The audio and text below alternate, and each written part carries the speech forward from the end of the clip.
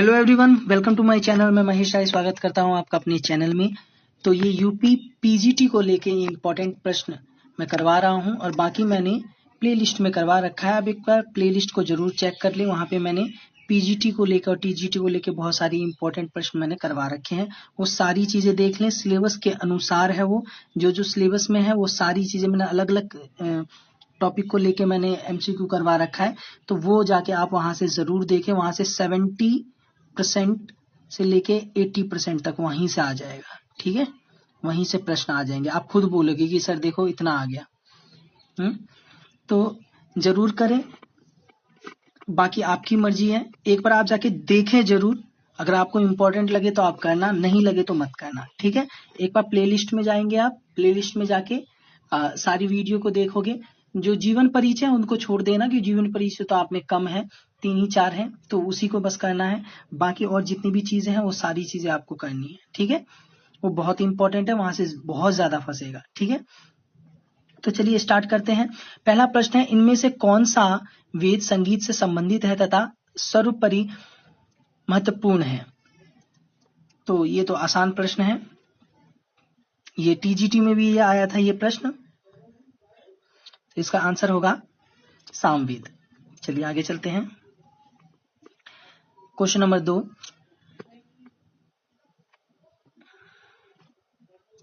संगीत के सप्त स्वरों से इनमें से किन का संबंध बताया गया है?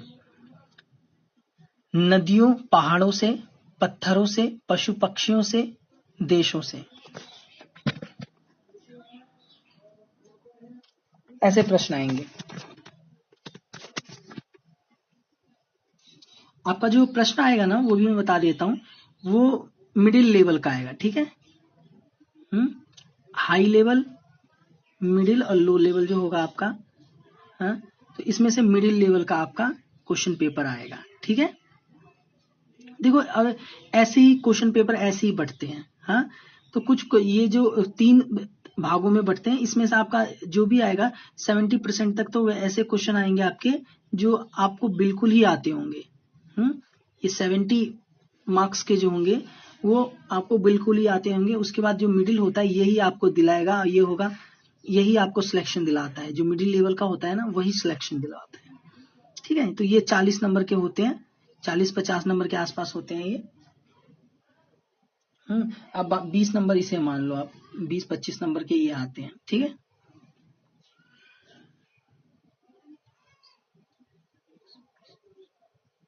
ना। तो ये आपका मतलब कि इसका हाई लेवल का कोई ठीक नहीं है। हाई लेवल में आपका कम भी आ सकता है, ज्यादा भी आ सकता है, ठीक है। तो आप इसमें 5-7 प्रश्न आप जोड़ लो, 5-7 प्रश्न, क्योंकि वो होता है कि वो क्वेश्चन आपको छोड़ देना है, उस टाइम के लिए छोड़ देना है। सबसे पहले आपको जो जो क्वेश्चन आते हैं वो करते हुए चले जाना है। 21-25 तक आप क्वेश्चन करते हुए चले जाओगे। उसके बाद आपको जिसमें कंफ्यूजन है आपको वो करना है, और उसके बाद आप उस पे जाना। जो 5-7 क्वेश्चन होंगे उसमें टाइम बर्बाद मत करना, टाइम कम रहता है। तो इसलिए अगर आप ज्यादा करोगे तो फिर आप 2 तरीके से, जैसे आप मैंने बोला ना कि 3 भाग में आपने बांट दिए, कि पहले जो आपको आता है वो कर लो, उसके बाद कंफ्यूजन जिसमें वो कर लो, उसके बाद जो आपको नहीं आता वो करो। अगर आपने टाइम पहले ही वेस्ट कर दिया ना, तो आपके लिए 2 ही पार्ट फिर रहेगा।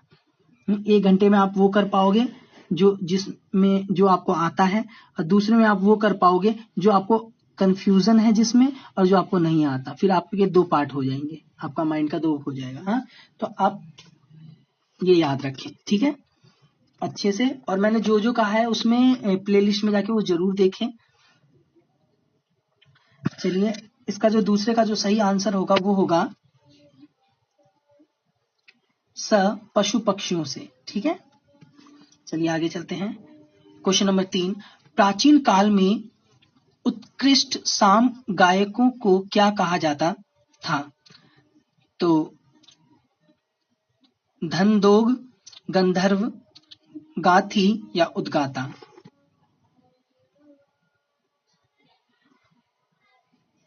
आपसे और मैं बता दूं, जैसे जितनी भी आपकी चीजें हैं ना, तो उसके संख्या कम पूछी जाएगी, उसका नाम पूछा जाएगा, ठीक है।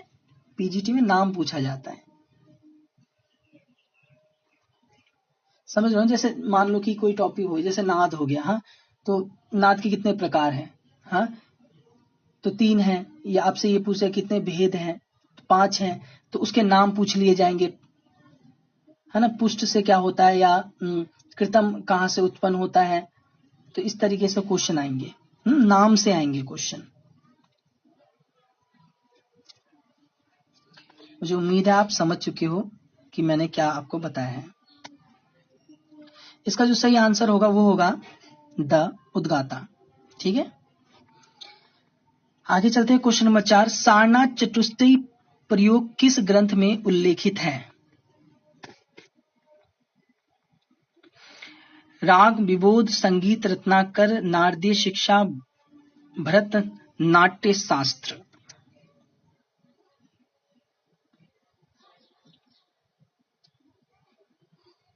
तो इसका सही होगा द भरतनाट्य शास्त्र। ठीक है, नाट्य शास्त्र मतलब।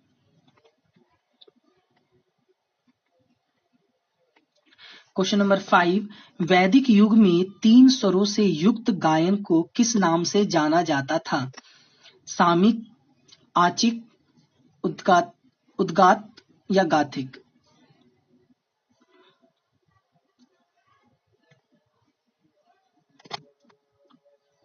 सॉरी, क्या है, उदांत है, सामिक, आर्चिक और उदांत और गाथिक।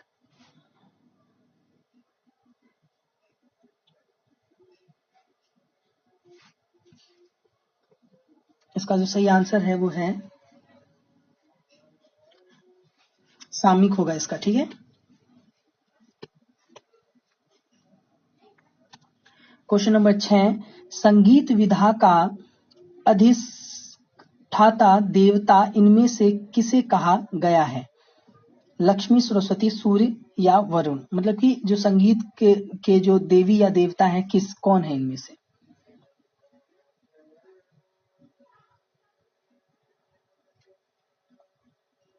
तो इसका जो सही आंसर है वो होगा ब सरस्वती।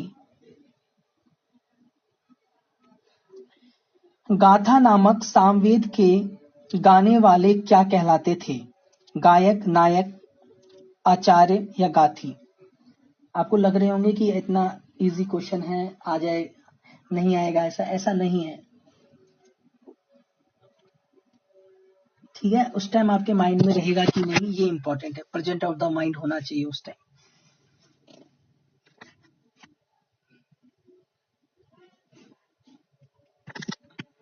इसका सही आंसर होगा द गाथी। क्वेश्चन नंबर 8, वैदिक युग में कौन से वाद्य प्रचलित थे?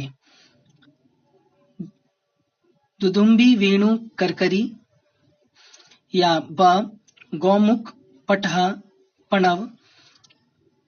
फिर स है सरस्वती, किन्नरी, सितार। फिर द है मृदंग, पखावज, भरी।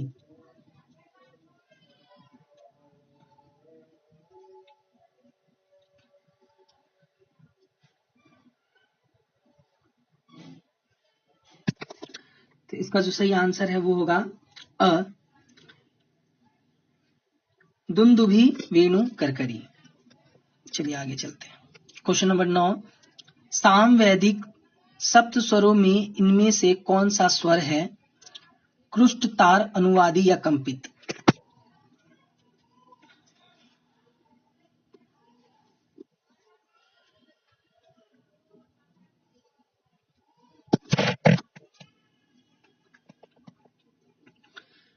तो इसका जो सही आंसर है वो है क्रुष्ट। ठीक है, चलिए आगे चलते हैं। क्वेश्चन नंबर 10वां, मार्गी तालों का सर्वाधिक स्पष्टीकरण किस ग्रंथ में प्राप्त होता है? संगीत रत्नाकर, बृहदेशी, दंतिल्लम, नाट्यशास्त्र।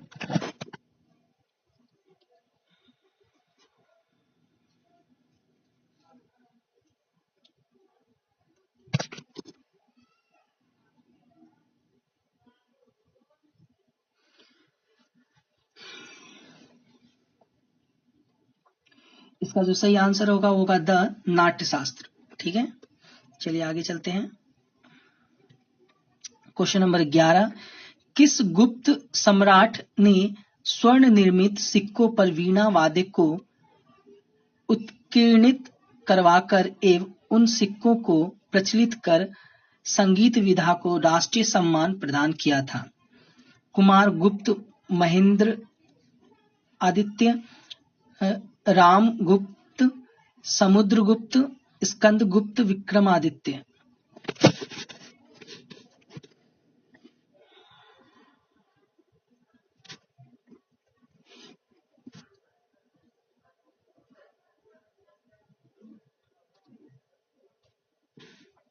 तो इसका जो सही आंसर है वो है समुद्रगुप्त। चलिए आगे चलते हैं। क्वेश्चन नंबर 12, किस काल को भारतीय संगीत का स्वर्ण युग कहा जाता है? कुषाण काल, गुप्त काल, मौर्य काल या कनिष्ठ काल? वेरी वेरी इंपॉर्टेंट प्रश्न।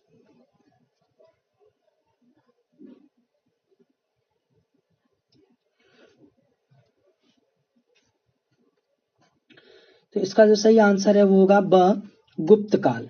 ठीक है, चलिए आगे चलते हैं। क्वेश्चन नंबर 13, किस ग्रंथ में सप्त स्वरों की ध्वनियों को पशु एवं पक्षियों की आवाज से उत्पन्न माना गया है? नाट्यशास्त्र, दंतिल्म, नाट्य शिक्षा, संगीत दर्पण।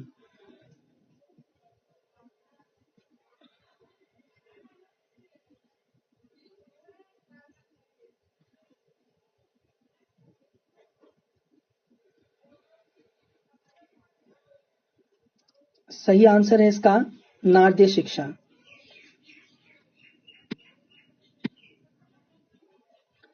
क्वेश्चन नंबर 14, चीनी यात्री हेवेन त्सोंग ने 17वीं शताब्दी में अपने भारतवर्ष भ्रमण वृत्तांत में किस शासक को एक महान संगीतज्ञ मानते हुए उनके शासनकाल में संगीत एवं नृत्य की अपूर्ण उन्नति होने के बारे में उल्लेख किया है?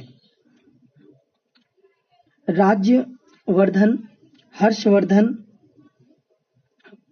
प्रभाकर वर्धन या आदित्य वर्धन?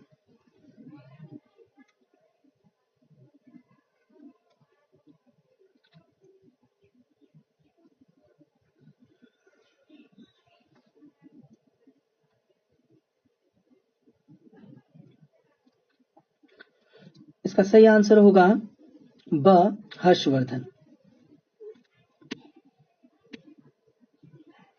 क्वेश्चन नंबर 15, अम्नि, दक्षिणात्य, पंचाली एवं अदोर मगधी इन 4 नृत्य शैलियों का उल्लेख किस प्राचीन ग्रंथ में किया गया है? नाट्यशास्त्र, नर्तन नृत्य, संगीत रत्नाकर, दंतिल्म।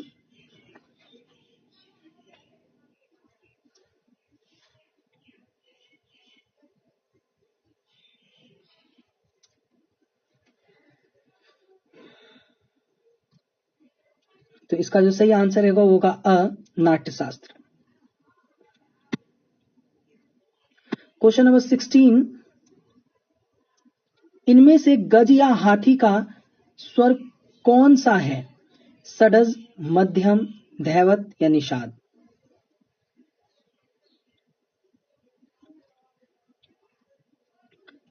सही आंसर है इसका निषाद।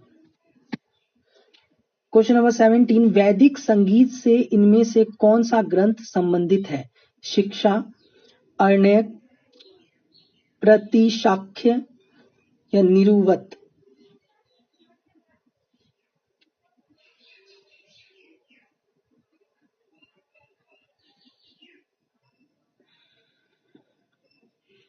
सही आंसर है इसका अशिक्षा।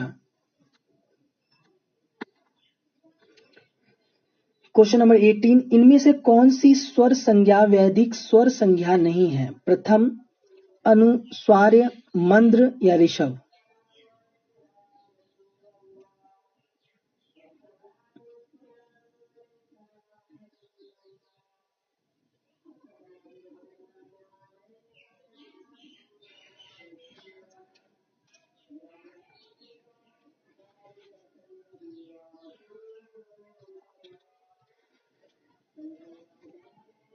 इसका जो सही आंसर होगा वो होगा द ऋषभ। चलिए आगे चलते हैं। क्वेश्चन नंबर 19, सम्राट कनिष्ठ के राज्यकाल में वह कौन सा विद्वान था जो स्वयं भारत का एक श्रेष्ठ कवि, नाट्यकार और अच्छा संगीतकार था और जिसने रसत्वर नामक वाद्य का भी निर्माण किया था? नागार्जुन, शूद्रक, अश्वघोष या चरक?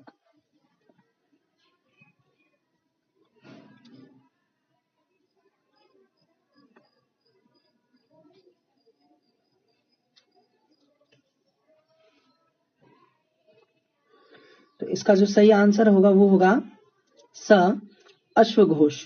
ठीक है।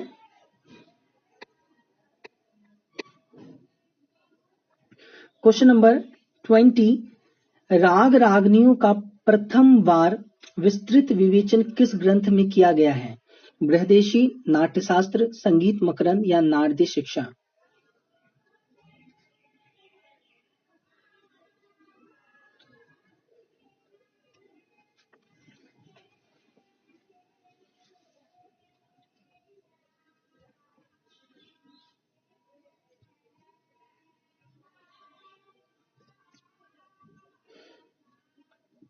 इसका सही आंसर है संगीत मकरंद। ठीक है, इसी में किया गया है।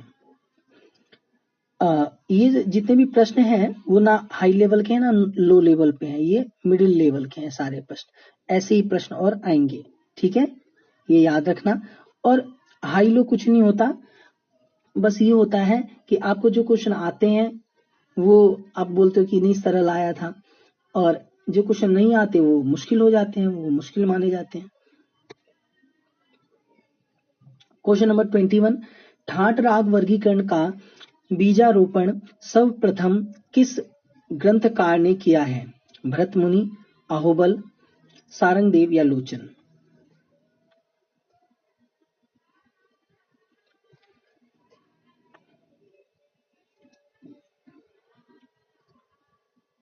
इसका सही आंसर होगा द लोचन।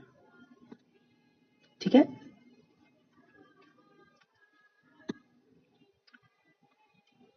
क्वेश्चन नंबर 22, पंडित सारंगदेव द्वारा संगीत रत्नाकर की रचना किस काल में की गई? 12वीं शताब्दी के पूर्वार्ध में या 13वीं शताब्दी के उत्तरार्ध में या 14वीं शताब्दी के पूर्वार्ध में या 15वीं शताब्दी में? और आपने जैसे कर रखा होगा कि 13वीं शताब्दी, हाँ, लेकिन आपको ये नहीं पता पूर्वार्ध है या उत्तरार्ध है। हाँ, तो ऐसे में कंफ्यूजन, ऐसे में क्वेश्चन गलत हो जाते हैं, ये याद रखना। तो आपको हमें पूरा पढ़ना पड़ता है उन चीजों को। हमेशा कुछ भी पढ़े तो उसे डीपली पढ़ें, जिससे कहीं से भी क्वेश्चन आ जाए तो आप उसे सही करके आए। कुछ टॉपिक आसान होते हैं, लेकिन उस टॉपिक के क्या होते हैं कि बिल्कुल ही कुछ अलग ही पूछ दिया जाता है।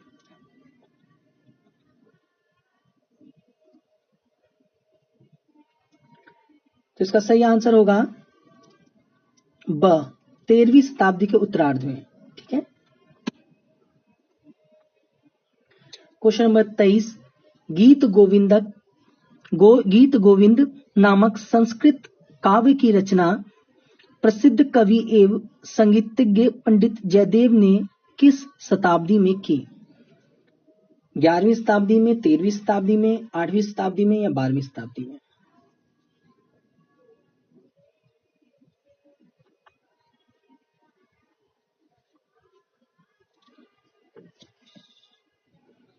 तो इसका जो सही आंसर है वो है 12वीं शताब्दी में की थी।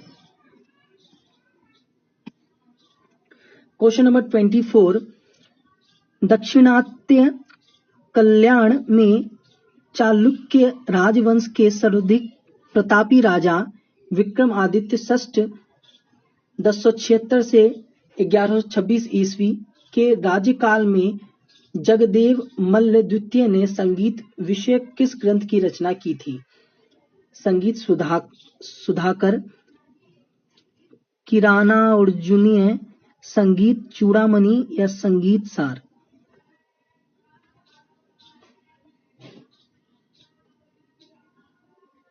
इसका आंसर होगा संगीत चूड़ामणि। इंपॉर्टेंट ज्यादा ये क्वेश्चन नहीं है, पहले अभी जो मैंने करवाया वो इंपॉर्टेंट नहीं था ज्यादा। ये क्वेश्चन नंबर 25, किस काल में भारतीय संगीत उत्तर हिंदुस्तानी संगीत एवं दक्षिणात्य संगीत में विभाजित हुआ? इंपॉर्टेंट प्रश्न है, ठीक है। 10वीं शताब्दी में, 12वीं से 13वीं शताब्दी में, 8वीं शताब्दी में या 14वीं शताब्दी में? इंपॉर्टेंट है, ये आ सकता है, ठीक है।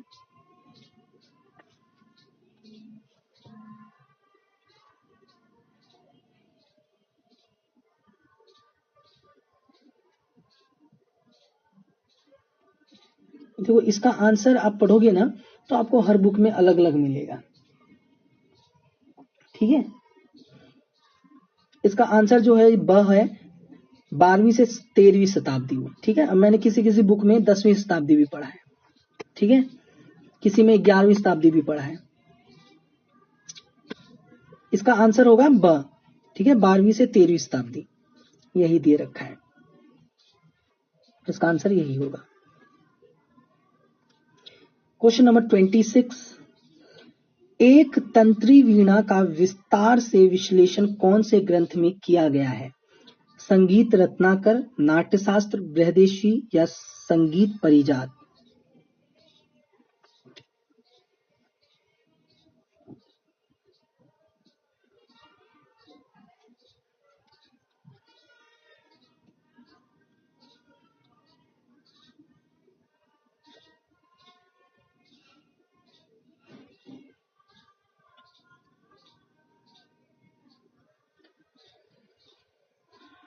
इसका सही आंसर है अ, संगीत रत्नाकर, ठीक है।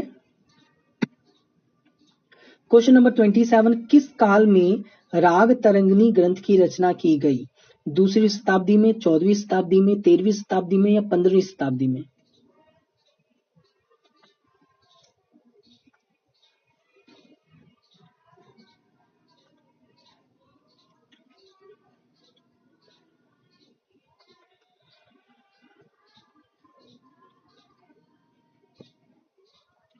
तो इसका जो सही आंसर होगा वो होगा ब, 14वीं शताब्दी में। क्वेश्चन